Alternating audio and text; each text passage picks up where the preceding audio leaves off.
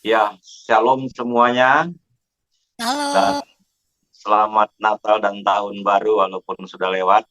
ya, terima kasih. Ya, saya bersuka cita melihat eh, di Papua ada menara doa sana dan saya tahu Papua itu menjadi beban doa kita juga di Indonesia bagian timur, barat, dan selatan.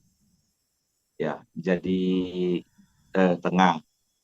Jadi tidak salah kalau memang apa yang diuraikan disampaikan oleh Ibu bahwa 70% sudah diselesaikan semua pelayanan di rumah doa atau di saat berdoa. Bapak Ibu Saudara yang dikasih oleh Tuhan, baik saya akan sharekan beberapa pengalaman-pengalaman kesaksian yang dimana saat ini tentunya kita harus tahu ada yang namanya revival and uh, harvest ya, di mana kebangunan rohani dan penuaian sudah harus kita kerjakan karena itu adalah agenda Allah. Jadi di dalam tema saya tuntaskan agenda Allah. Berangkat daripada tema itu saya ambil karena memang ada beberapa hal yang perlu kita fokus sebagaimana hati Bapa, sebagaimana hati Bapa. Namun jiwa-jiwa ini eh, terlalu terlalu penting bagi Yesus untuk kita jangkau. Jadi ada panggilan atau ada pelayanan favoritnya Yesus ada 3 hal. Yang pertama, jadikan semua bangsa muridnya. Kemudian eh, yang yang saya katakan ada 3 pelayanan Yesus favorit. Yang pertama adalah cari yang terhilang untuk dilayani. Kedua, cari yang belum percaya untuk menjadi percaya. Kemudian yang ketiga, layani yang tidak terlayani. Dari 3 hal yang menjadi favorit Yesus ini juga menjadi eh, beban doa atau ini juga harus menjadi gaya hidup orang yang sudah mendapatkan kasih karunia. Bapak Ibu Saudara yang dikasih oleh Tuhan, tadi Ibu tadi bilang saya fokus ke Kedar. Namun pelayanan sekarang ini karena di Banten, jadi saya pelayanan ini di Banten. Jadi di Banten itu terkenal ada namanya suku Baduy yang ya udah ribuan tahun di sana juga itu selalu dikunjungi oleh hamba-hamba Tuhan, kemudian dari ustadz-ustadz yang berdakwah ke dalam, dan saya ada di sana saat ini sudah 1 tahun setengah saya ada di Baduy. Namun saya tidak hanya juga menuai eh, orang-orang Baduy itu, tetapi di sekitar kota Rangkas atau Lebak Banten sampai ke Sukabumi, ya saya jangkau sampai ke sana, sampai ke Merak, dan ada beberapa lagi kota-kota yang ada di Banten. Eh, Dulu mungkin semua pernah dengar di mana wali kota menandatangani dengan berbagai ustadz-ustadz untuk melarang pembangunan gereja di Banten, itu wali kota yang berkedudukan di Cilegon. Jadi setelah pengumuman itu ditulis di spanduk 100 meter ke atau 100 Depa Panjang dengan semua sekte-sekte Kedar, 73 sekte, mereka semua menandatangani. Dan dari situlah saya berpikir saya harus ada di sana. Nah, Bapak Ibu Saudara, ketika saya berada di sana, saya juga sempat dilarang untuk melakukan sebagai seorang misionari. Saya didatangi oleh beberapa sekte aliran Islam yang dimana tergabung dalam HTI. Jadi saya di sana akhirnya diusir, bikin pernyataan untuk keluar, dan sempat ada juga penganiayaan. Tetapi saya tidak surut hati saya, karena yang saya tahu bahwa saya harus mengalami proses seperti itu.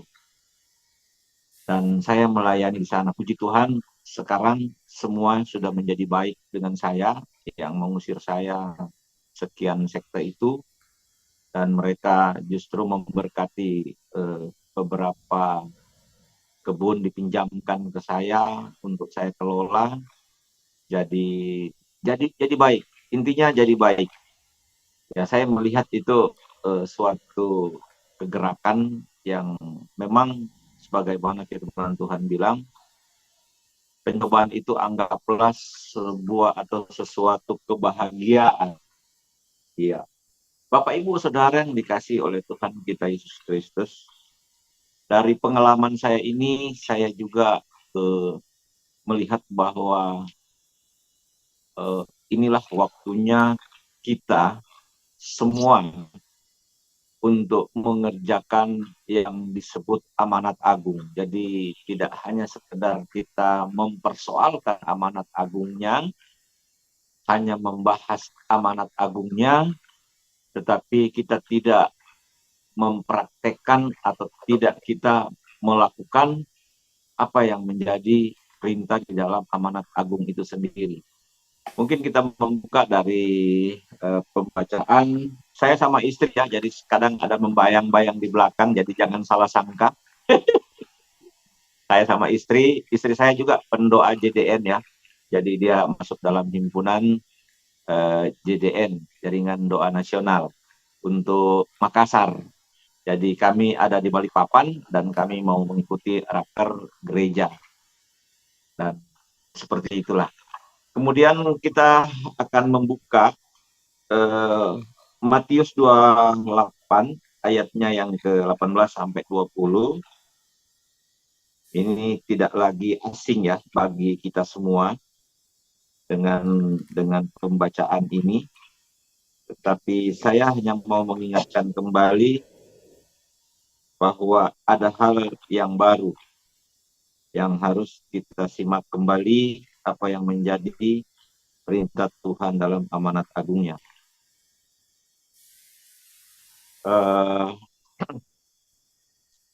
Matius 19 ayat 28, ya, Matius 28 ayat 18 sampai 20. 28 ayat 18 sampai 20. Bunyinya demikian. Yesus mendekati mereka dan berkata, "Kepadaku telah diberikan segala kuasa di sorga dan di bumi. Karena itu pergilah, jadikanlah semua bangsa muridku dan baptislah mereka dalam nama Bapa dan Anak dan Roh Kudus. Dan ajarlah mereka melakukan segala sesuatu yang telah kuperintahkan kepadamu, dan ketahuilah aku menyertai kamu senantiasa sampai kepada akhir zaman." Inilah yang saya beri judul tadi, tuntaskan agenda Allah. Jadi dalam percakapan Yesus dengan murid-muridnya, ini sangat jelas bahwa sebagai orang yang sudah ditebus, sebagai orang yang sudah mendapatkan anugerah keselamatan dari Tuhan Yesus, masalah pengampunan dosa dan sebagainya, tentunya hanya ini yang Yesus titip untuk saya dan saudara kerjakan. Memang ada 5 jawatan lah dalam gereja itu rasul, nabi, kemudian uh, penginjil, gembala, dan guru. Namun itu memang panggilan, panggilan, tapi yang intinya untuk menuai atau untuk menjangkau ini tugas semua orang percaya. Sehingga Yesus harus mengatakan bahwa jadikan semua bangsa muridnya. Bapak, Ibu, Saudara, dari pembacaan ini ada 3 kalimat perintah, di mana pergilah, kemudian baptislah, dan ajarlah. Tadi sempat disinggung juga oleh Ibu bahwa di gereja di mana Ibu melayani atau mungkin di Papua, tidak hanya sekedar mendengar firman, selesai pulang, tapi ada pemuritan. Inilah yang sementara gereja harus kerjakan. Jadi kita sebagai orang-orang yang percaya dan tahu firman, kita tidak hanya sekedar mau menerima hal-hal yang membuat ya telinga kita nyaman, senang, tetapi bagaimana kita mau bekerja? Bagaimana kita mau bekerja untuk supaya apa yang Tuhan katakan, pergilah, kemudian baptislah dan muridkan atau jadikan murid. Ini yang seharusnya saya dan saudara juga harus pikirkan. Saya jujur udah banyaklah yang saya baptis, tetapi dulunya saya tidak berpikir bagaimana untuk memuridkan mereka. Kemudian dulu sempat saya bingung, kalau saya muridkan lalu saya utus, dari mana saya harus dapat dana mensponsori murid-murid saya untuk pergi. Ya, saya bingung. Jadi intinya saya bagaimana setiap hari saya harus membuat ada malaikat di surga bersorak-sorak. Setiap saat kerja saya itu pergi menjangkau, kemudian saya baptis. Nah, sampai di situ saat ini saya sudah berpikir lebih dewasa lagi untuk bagaimana setelah saya baptis, saya ajar, saya gembalakan, dan saya muridkan. Dan puji Tuhan, berhasil. Ada beberapa murid-murid saya yang juga sudah pergi menjangkau.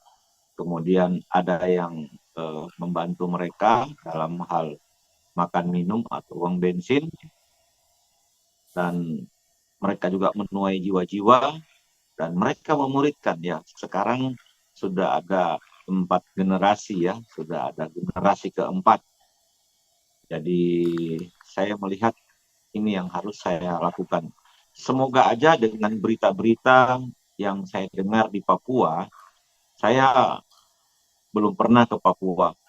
Hanya ada kerinduan dan ya saya juga menantikan waktunya Tuhan kapan ke Papua. Saya dengar di sana itu eh, saingan di mana Kedar mengutus para dakwah-dakwah di sana sehingga banyak yang juga beralih sehingga mualaf dan dirikan pesantren, kemudian dirikan musola dan masjid, dan itu saya dengar.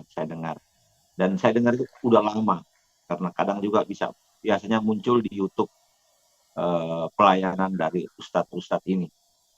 Dan satu ketika, kalau nggak salah sebulan yang lalu, saya pikir itu ibu dan anaknya itu tentara.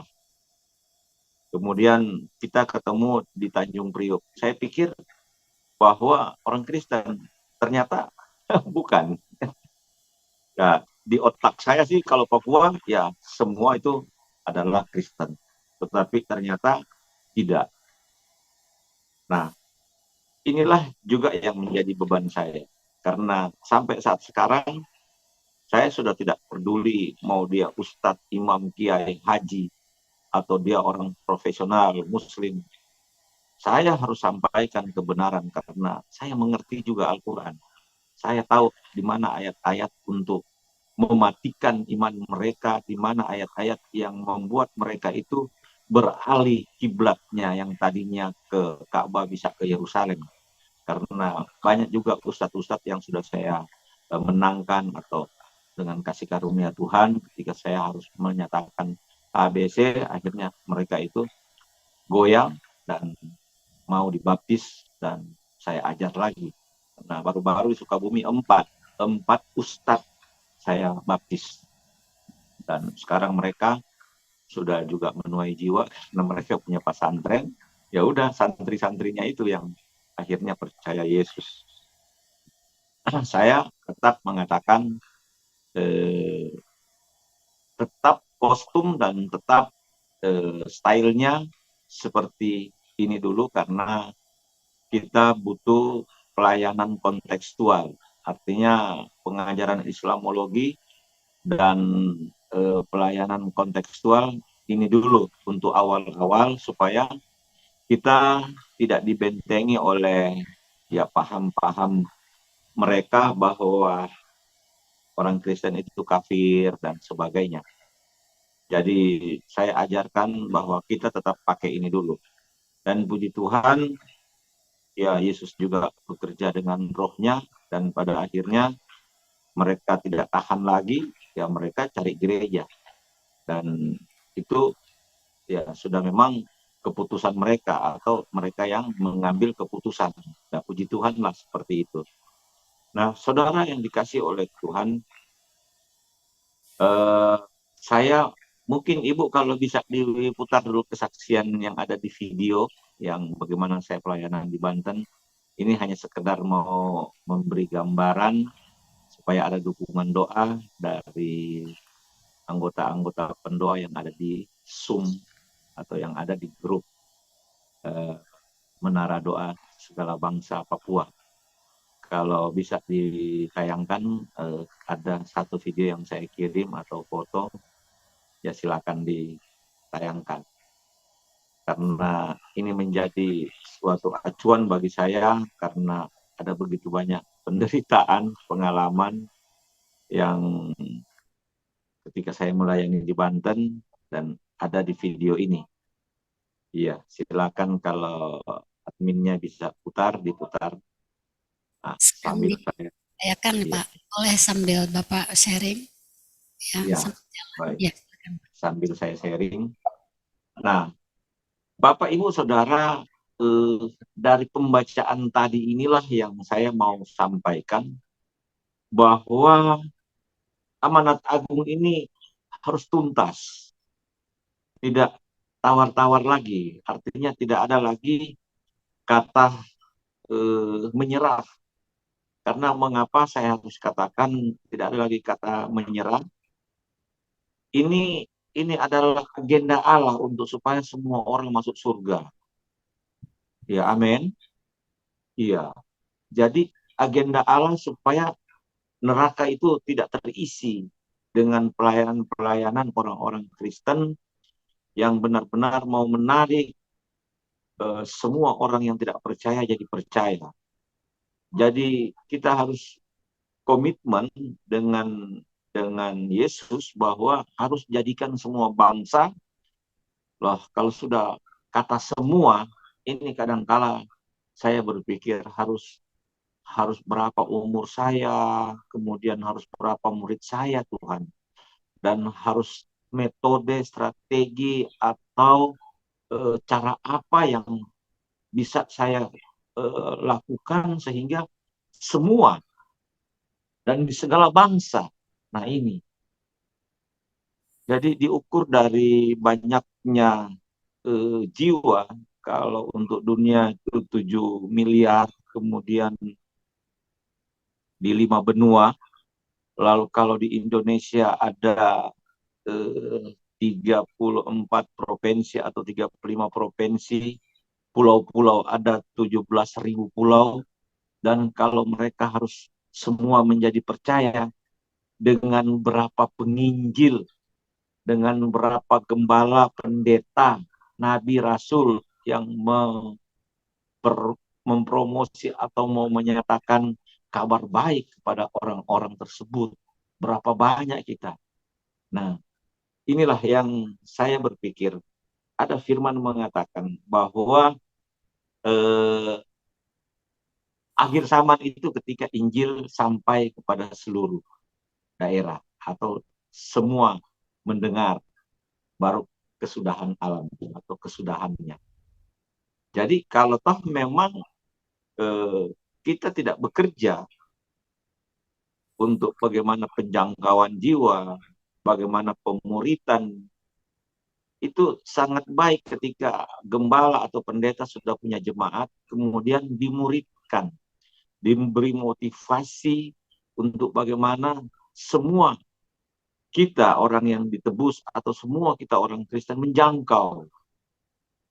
Jadi inilah yang sangat penting.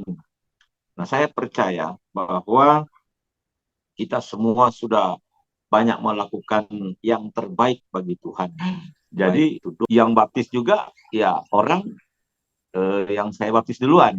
Jadi sudah generasi ketiga. Jadi itulah yang sementara kegerakan yang terjadi di Banten. Ya mohon aja dukungan doa dan semoga aja Papua itu dituai kembali orang-orang yang mualaf itu. Karena kasihan mereka itu yang hanya karena diberikan iming-iming akan disekolahkan, kemudian dikasih jabatan, kemudian dapat sembako tiap bulan, dibangunkan perumahan sosial dan sebagainya. Tetapi apa gunanya kalau masuk neraka? Apalagi mereka itu memang notabene orang-orang yang harus kita kasihi. Dan Papua itu bagian daripada mayoritas ya, mayoritas Kristen. Jadi kadang saya berpikir begini, ini minta maaf, apa sih kerjanya hamba-hamba Tuhan yang dari Sulawesi, yang dari Kalimantan, yang dari Jakarta, dari manapun, yang pergi ke sana kalau hanya dirikan organisasi, dirikan gereja, terus hanya mencari jemaat dari gereja lain ke gerejanya. Apa gunanya itu? Nah, mending bagaimana kita cari yang tidak terlayani seperti yang Yesus kerjakan, kemudian mencari yang belum percaya jadi percaya, kemudian yang terakhir jangkau mereka yang belum terjangkau.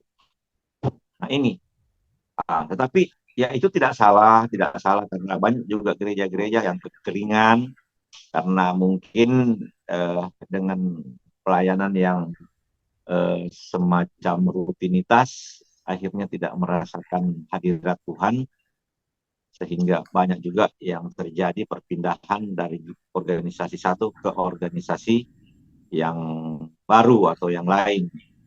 Nah, tetapi kalau Rasul Paulus punya himbauan, ya dia haramkan mau dirikan persekutuan di suatu daerah yang sudah ada orang percaya di situ, yang sudah beribadah di situ. Jadi jangan sampai kita jadikan bahwa cabang-cabang yang dibuka itu untuk membesarkan organisasi karena ada target sekian-sekian, apalagi untuk isi perut. Aduh sayang. Jadi mending cari itu yang sudah mualaf untuk ambil kembali mereka, kemudian cari yang mungkin tidak terlayani, kita layani, itu yang mungkin lebih tepat lagi. Jadi jangan lagi kita lirik orang yang sudah berjemaat untuk pindah ke jemaat kita. Minta maaf, tapi ini di mana-mana sudah terjadi ya oleh kau di Jakarta. Jadi sudah seperti itu dan pada akhirnya yang jadi masalah ya itu sesama tubuh Kristus yang sudah tidak lagi akur atau tidak damai karena ya cara-cara yang seperti itu. Nah, kembali saya mau mengatakan bahwa ayo pemuritan di gereja-gereja itu harus dilakukan, dikerjakan. Karena kalau kita tidak mau pergi menjangkau, tidak mau pergi cari jiwa, ada nubuatan Yesus dulu ya di Alkitab. Kalau kamu tidak pergi, batu-batu ini akan berteriak. Sadarkah kita sekarang bahwa batu-batu ini yang sudah berteriak? Maksudnya batu baterai di HP-mu. Kita ikut Zoom ini ini batu yang kita pakai berbicara. Artinya bisa terkonek antara saya dan saudara di Papua maupun di mana-mana. Jadi batu-batu ini sudah berbicara.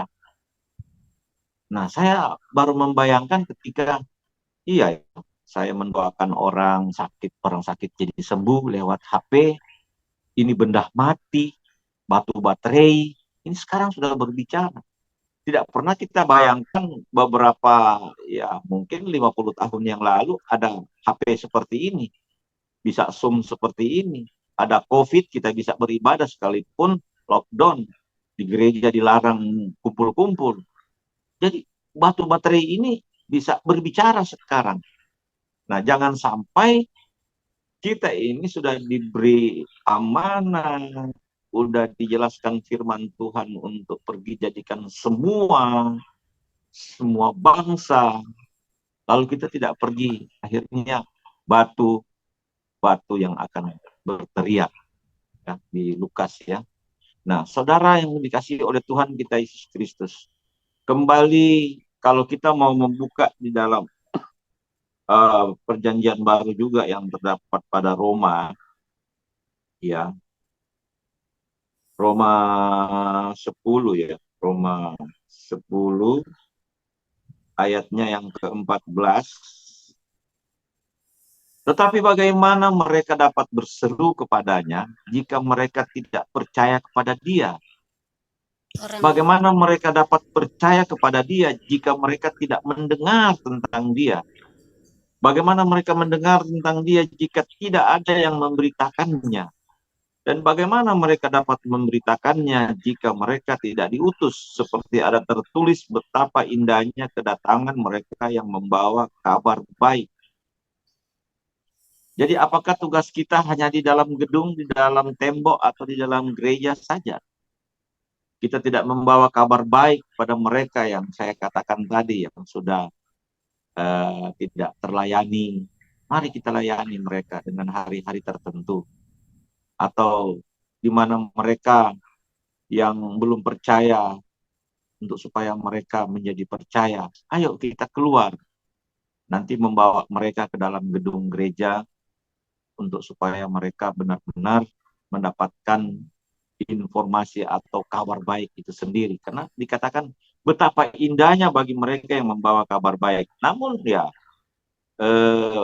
banyak yang tidak kita kerjakan, sebagaimana yang disinggung oleh Rasul Paulus dalam Roma 10 ayat 14 ini. Rasul Paulus melihat orang-orang di Roma hanya banyak di dalam gedung saja. Nah, ya, dikatakan, tetapi bagaimana mereka dapat berseru kepada Yesus jika mereka tidak percaya kepada Dia, Yesus? Bagaimana mereka dapat percaya kepada Yesus jika mereka tidak mendengar tentang Yesus? Bagaimana mereka mendengar tentang Yesus jika tidak ada yang memberitakannya? Jadi kita jangan bangga dengan sudah punya jemaat ribuan, punya full musik, full AC, dan segala-galanya sudah di zona nyaman di saat kita beribadah. Jangan kita bangga dulu soal itu. Karena mengapa? Kalau itu hanya perpindahan umat dari gereja yang lain, tidak ada sorak-sorak. Tetapi bagaimana ketika ada yang bertobat, ya itu ada sorak-sorak. Karena gini, Bapak Ibu Saudara yang dikasih oleh Tuhan, ada kadang kita mengatakan bahwa dosa yang tidak diampuni adalah dosa mencelah Roh Kudus. Tetapi jangan salah, bukan hanya soal dosa mencela Roh Kudus yang tidak diampuni. Dosa tidak pergi menginjil juga itu tidak diampuni. Karena mengapa Yesus katakan, atau mengapa ada seorang hamba Tuhan yang mengeluh bahwa saya sudah melayani orang sakit menjadi sembuh dan sebagainya, bla bla bla bla. Tetapi apa kata Tuhan? Enyahlah dari hadapanku. Aku tidak mengenal engkau. Wah, ini satu hal yang pedis untuk kita dengar kalau sampai itu disampaikan kepada saya dan saudara. Nah, saya khawatir dengan eh, kegerakan gereja-gereja sekarang yang tercatat itu 333 organisasi gereja yang tersebar di seluruh dunia, itu eh, hanya bagaimana mau melihat potensi-potensi berkat, tetapi tidak ada pemuritan dan tidak melihat bahwa ada perintah amanat agung untuk mereka dimuridkan. Wah, saya mendengar kalau teman-teman banyak juga yang memang benar-benar pergi pelayanan, pergi katanya penginjilan, tetapi yang sebenarnya follow up di negara-negara luar, mereka cari mimbar-mimbar untuk khotbah. Jadi itu sebenarnya bukan penginjilan, tetapi follow up, pergi khotbah. Nah, Bapak Ibu Saudara, eh, dengan beberapa firman Tuhan yang saya sudah sampaikan tadi, mari kita melihat di sisi mana yang belum atau yang harus saya dan saudara kerjakan agar supaya benar-benar agenda Allah ini tuntas. Mengapa saya katakan dalam tema atau judulnya, saya beri judul tadi, agenda Allah adalah tuntaskan agenda Allah, karena memang ini tanggung jawab orang percaya, tanggung jawab kita semua, karena Yesus ingin bahwa neraka itu kosong. Neraka itu kosong. Jadi mari saya dan saudara untuk melihat bahwa ada perintah amanat agung yang benar-benar tidak harus kita abaikan atau tidak harus kita melihat itu hanya panggilan penginjil untuk menjangkau atau mencari jiwa. Tetapi semua orang percaya harus mencari jiwa. Mengapa harus mencari jiwa? Karena itu adalah hati Bapa. Hati Bapa untuk semua umat, agar supaya menjadi percaya. Semua umat menjadi percaya kepada Yesus. Nah, saudara yang dikasih oleh Tuhan, mari kita kerjakan amanat agung Tuhan yang diperintahkan kepada murid-muridnya, dan itu juga sudah tiba kepada saya dan saudara untuk kita kerjakan. Sebagai akhir daripada renungan saya, kita membuka yaitu Wahyu pasal 7, Wahyu pasal 7 ayatnya yang ke-9. Bunyinya demikian. Kemudian daripada itu aku melihat sesungguhnya suatu kumpulan besar orang banyak yang tidak dapat terhitung banyaknya dari segala bangsa dan suku dan kaum dan bahasa berdiri di hadapan takhta dan di hadapan anak domba, memakai jubah putih dan memegang daun-daun palem di tangan mereka. Maksud daripada ayat ini bagaimana pemandangan Yohanes melihat bahwa ada begitu banyak orang-orang yang bertobat lagi antri di hadapan takhta anak domba Allah, yang dimana dijelaskan sudah memegang daun palem tanda sukacita karena dosanya sudah diampuni, memakai jubah putih tanda sudah kekudusan, dan lagi antri. Ini pemandangan Yohanes. Jadi pemandangan Yohanes ini hendaklah menjadi pemandangan saya dan saudara. Menjadi pemandangan saya dan saudara, saya akan melihat dan kita semua akan melihat ada suku ini yang antri karena ya dulu pernah saya injili dia. Ada ya suku ini, yang lagi antri. Nah, karena dikatakan dari segala suku, kaum, bangsa dan bahasa berdiri di hadapan takhta anak domba Allah. Jadi pemandangan Yohanes ini adalah menjadi pemandangan saya dan saudara. Jadi kita akan melihat ada orang-orang Papua yang mungkin belum percaya sudah menjadi percaya. Oh, kita akan melihat, oh ini mereka antri mau masuk surga. Mungkin ada yang masih primitif juga orang-orang di sana, atau mungkin ada yang mualaf. Terus kita injili lagi, dia bertobat kembali lagi untuk supaya percaya Yesus dan bergereja dan beribadah dan sebagainya. Kita akan melihat itu. Jadi pemandangan Yohanes ini hendaklah menjadi pemandangan saya dan saudara. Karena mengapa? Jangan sampai kita ini hanya mau di zona nyaman. Tidak ada lagi kata kita itu harus di zona nyaman. Oke, ini sudah bagus, ada pendoa di sana, dan bagaimana benar-benar pendoa-pendoa juga di sana untuk selalu memikirkan apa yang menjadi utama daripada doa yang sudah disampaikan kepada Tuhan. Ayo kita action. Karena kalau pendoa itu pergi menginjil, itu luar biasa. Ketika dia menjamah orang sakit menjadi sembuh, langsung bilang nanti besok ke gereja ya. Udah, pasti dia bertobat, dan pasti dia ke gereja. Nah, ini juga ya yang saya lakukan di Baduy. Karena kalau mau bicara tentang firman Tuhan, mau kasih Alkitab, mereka tidak bisa membaca. Karena sejak leluhurnya mereka itu tidak boleh bahwa anak-anak atau keturunan ini harus sekolah, dilarang. Jadi ya saya hanya mau menginterpretasikan kuasa Yesus ketika mereka lagi sakit. Saya doakan, kemudian saya tantang mau percaya Yesus, mau baptis, percaya, baptis, dan bertobat dari segala apa yang menjadi penyembahan-penyembahan mereka yang dulu leluhur mereka ajarkan. Dan puji Tuhan, pelan demi satu sudah ya mulai diubahkan. Jadi saya tidak tahu sampai kapan itu semuanya tertuai, tetapi kalau umur saya tidak cukup, dan saya tidak tahu berapa murid yang nantinya harus menjangkau sesama sukunya, dan generasi keberapa baru semuanya menjadi percaya. Karena saya melihat bahwa di beberapa suku-suku yang ada juga dulu seperti itu ya, masuk misionari dibunuh, kemudian pada akhirnya menjadi Kristen. Ya saya tidak tahu nantinya di Baduy saya harus dibunuh, lalu mereka semua menjadi Kristen, ya puji Tuhan. Jadi saya sangat siap dalam hal itu, karena ya saya sudah banyak suku yang saya masuki, dan hanya di Papua yang belum. Ya doakan agar supaya saya bisa lakukan pemuritan, bahkan memberi informasi kepada orang-orang yang eh, mau di lapangan, mau menjangkau dengan strategi bagaimana yang kita pakai. Memang benar, orang bertobat itu kalau bukan Roh Kudus tidak akan bertobat.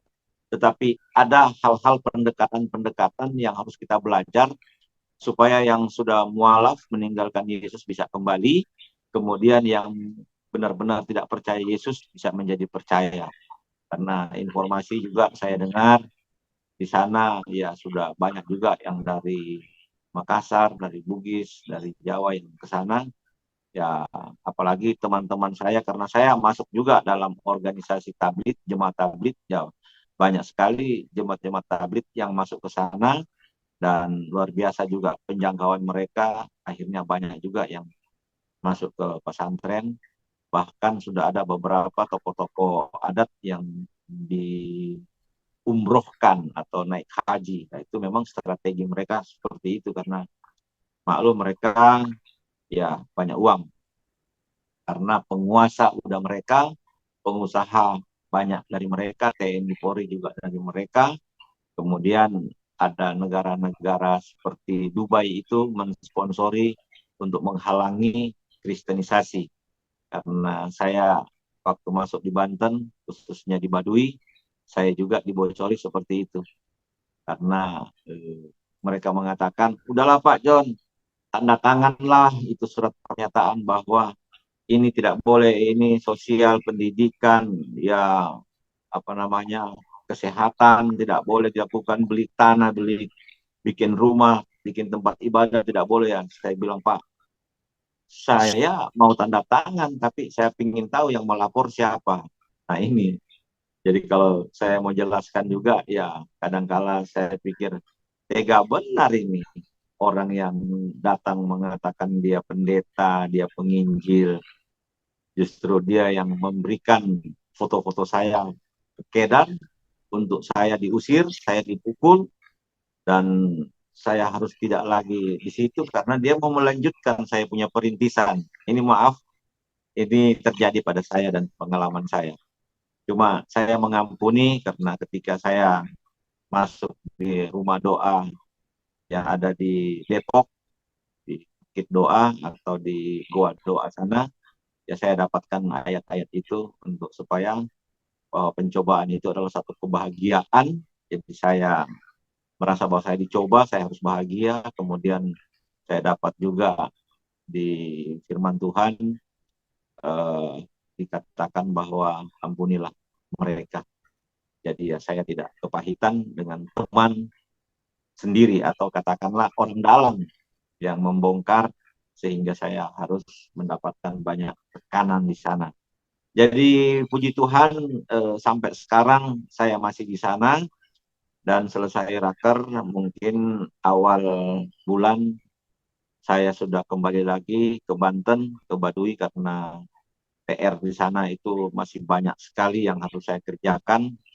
Saya merasa bahwa di sana saya punya pelayanan, saya punya tugas itu padat. Saya naik ke gunung, dapat orang-orang yang tidak percaya Yesus atau katakanlah mungkin bisa dikategorikan Hindu ya, karena mereka itu hanya menyembah tanda-tanda alam, ini Baduy. Kemudian saya turun ke perkampungan, itu Kedar. Jadi kalau Kedar itu sudah memang gaya pelayanan saya memang di Kedar. Jadi kalau saya sudah melihat Kedar, saya sudah mengasihi, saya sudah istilahnya kalau saya abaikan, saya lewatkan, ini saya berutang karena mereka juga butuh yang namanya jalan yang lurus.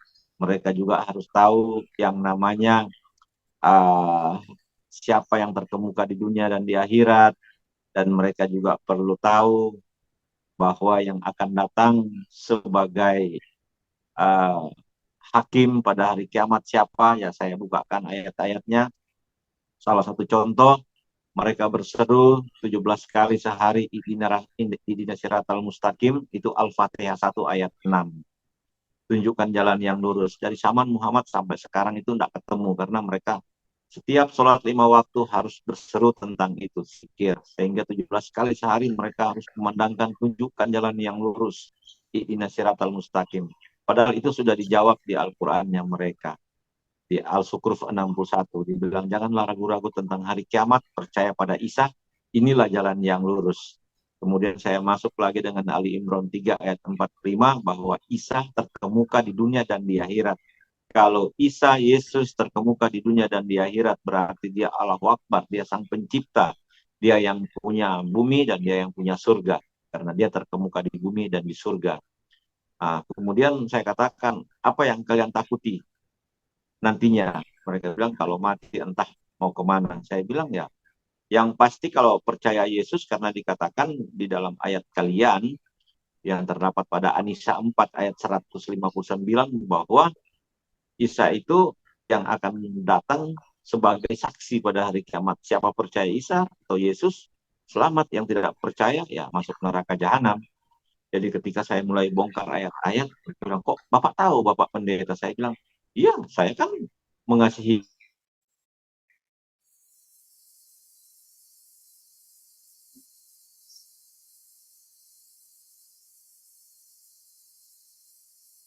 perintahkan untuk menyampaikan juru selamat atau jalan yang lurus itu, ini ayatnya di kamu. Di ayatnya kami juga di Injil kan ada. Jadi kadang saya tanya, kamu sudah punya Alkitab belum? Oh, itu kan Kristen punya, haram dong kalau kami punya itu. Oh, saya bilang sorry. Justru dalam rukun iman itu dibilang percaya pada kitab-kitab terdahulu. Apa saja itu kitab-kitab terdahulu? Taurat punyanya Nabi Musa, Zabur atau Mazmur punyanya Nabi Daud, Injil punyanya Nabi Isa.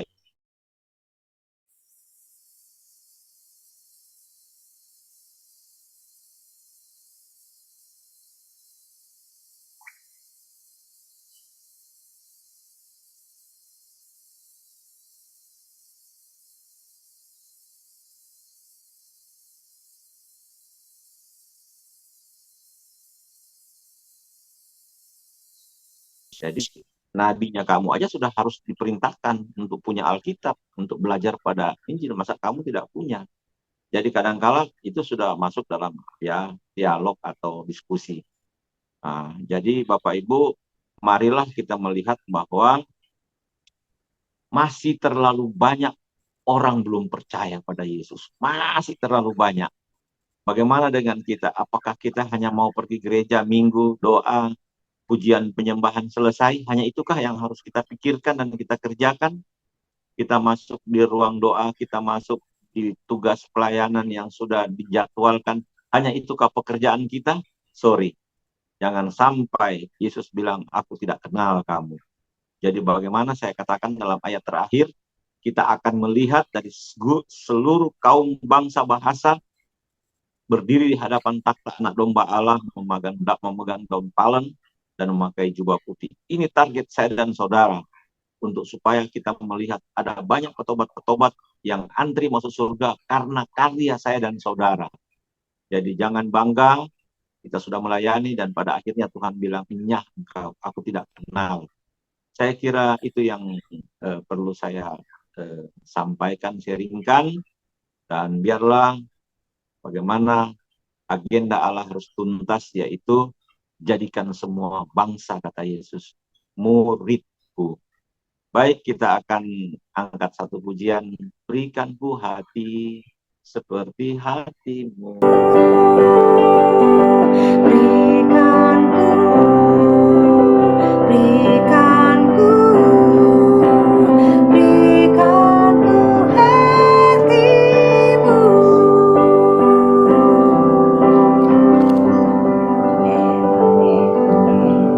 Saya tambahkan sedikit, jadi ada keberhasilan sebuah gereja. Yang pertama, ketika gereja itu ada kuasa, kemudian yang kedua, gereja itu punya banyak ponsel-ponsel di mana-mana, terlebih secara khusus gereja yang berkembang adalah gereja yang bermisi. Jadi kalau ketiga hal ini ada yang sudah menggembalakan di gereja masing-masing, pikirkan itu tiga hal tadi.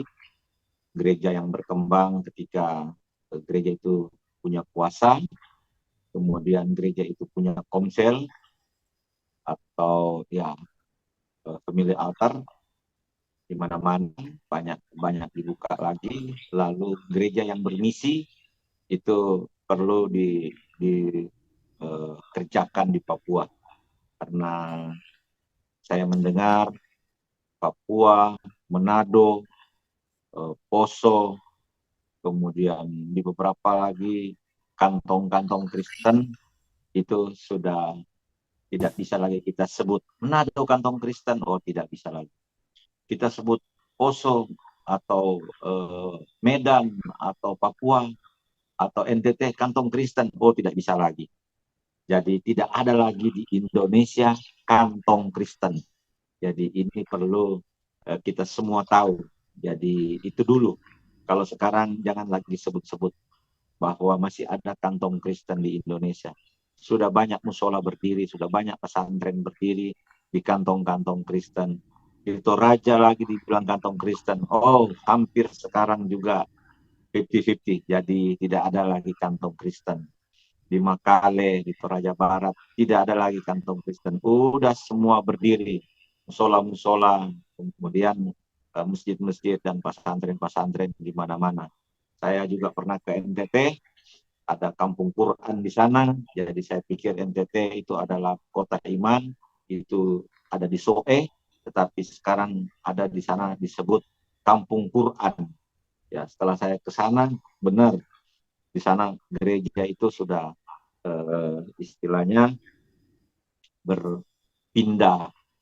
Jadi jemaatnya sudah menjadi Islam karena ada strategi-strategi yang dibuat oleh kedar-kedar waktu berdakwah. Jadi cari ketua adat, dibiayai dan sebagainya, dapat fasilitas dan sebagainya, dan akhirnya mereka pindah. Karena di sana ya memang perlu dukungan doa dari Menara Doa Segala Bangsa Papua. Jadi di sana ada banyak juga yang mualaf ya, banyak yang mualaf. Jadi pindah. Jadi saya kira terima kasih, satu kehormatan bagi saya bisa juga diminta untuk membagi di Zoom ini, dan biarlah Zoom ini tetap eksis. Harapan agar supaya kami, gembala, nabi, rasul, guru, penginjil, kalau tidak ada yang menopang dalam doa dari belakang, kami pasti lemah. Terima kasih Ibu. Tuhan Yesus memberkati. Shalom, haleluya. Kita satu dalam doa.